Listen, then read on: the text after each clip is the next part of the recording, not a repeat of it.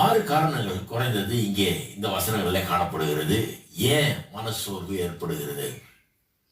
அதுல முதல் காரணம், முதல் 2 வசனங்கள்ல வாசிக்கிறேன் பாருங்க. மானானது நீரோடிகளை வாஞ்சித்து கதறுவது போல தேவனே என் ஆத்துமா உம்மை வாஞ்சித்து கதறுகிறது.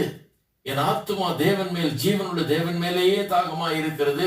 நான் எப்பொழுது தேவனுடைய சந்ததியில் வந்து நிற்பேன்.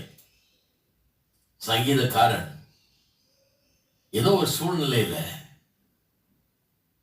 தான் விரும்பி செல்லுகிற அந்த தேவாலயத்துக்கு, கர்த்தரை தொழுது கொள்ளுகிற அந்த ஆலயத்துக்கு செல்ல முடியாத ஒரு நிலை.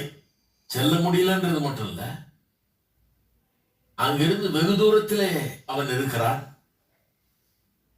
வெகு தூரத்திலே போயிருக்கிறான். வர முடியாத நிலை.